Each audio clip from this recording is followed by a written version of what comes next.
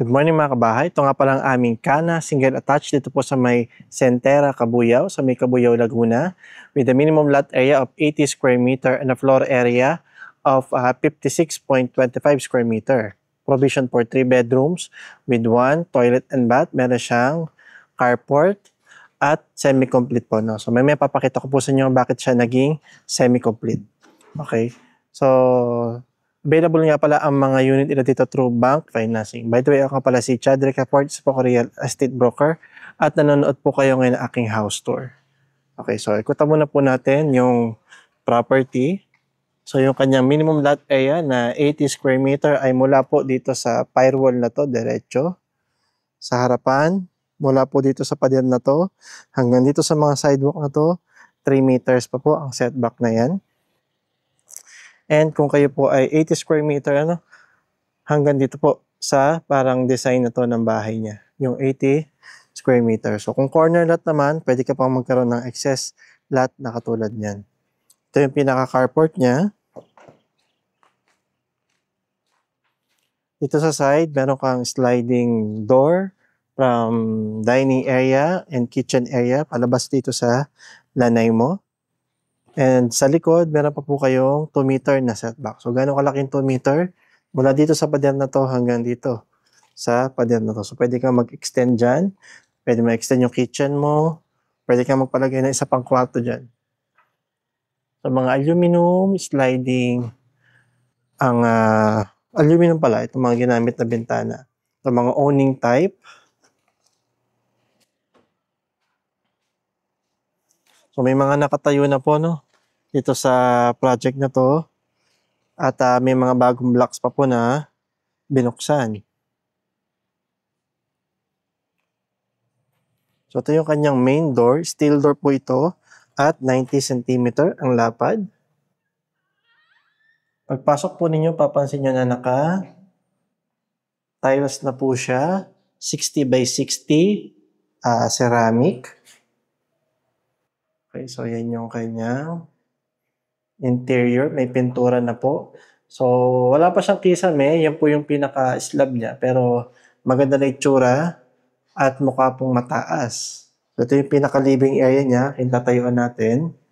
Pwede ka maglagay ng storage pa dito. Pakoberan mo to para magkaroon ng storage. Yung ilalim ng hagdan.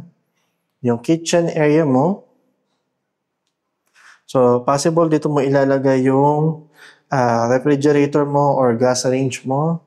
Pwedeng dyan yung refrigerator. Pwedeng dito yung maliit na induction cooker. And dito yung kanyang countertop, actual turnover. Yung kanyang sink.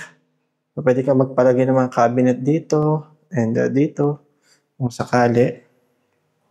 Ito naman yung kanyang dining area. Tamang-tama. Malapit siya dito sa sliding door. Pwede mong buksan para mas maganda yung ventilation ng bahay. So malalaki din po yung mga bintana niya at pansin po ninyo magaganda po yung mga ginamit niyang materyales sa kanyang mga aluminum windows. Ito naman yung pintuan. So steel door din po ito. Palabas po dun sa pwede mong gawing dirty kitchen. So ito yung toilet and bath niya. Unfortunately nakasarado pero yung Aster na unit, nakabukas. So, pakita ko po siya ngayon. Okay, so ito po yung toilet and bath ng Aster unit. Pero same lang din naman po magiging actual turnover ng toilet and bath ni Kana. So, lavatory, toilet, shower area, actual turnover po ng shower head. At may bintana po, PVC type yung kanyang pintuan po. So, yun po yung kanyang toilet and bath. So, same lang po yung size ng toilet and bath ni Aster at ni Kana. So, ito nga pala yung kanyang hagdan. So, buhos po ito. Buhos yan. And yung mga railings niya, mga tubular. So, maganda rin, hindi rin ganong nagwiwigil. And yung steps niya, may mga stopper pa at may mga binil. Tulad niyan. So ito yung kanyang second floor. Kaya po siya naging semi-complete dahil wala pa po siyang bed partition at tiles sa second floor. Pero pansin niyo naman, makinis na yung pader. Maganda na. Yung kisame, maganda na rin po. At napakadaming bintana. Okay? So napakaganda ng ventilation at yung kanyang natural lightings na pumapasok dito.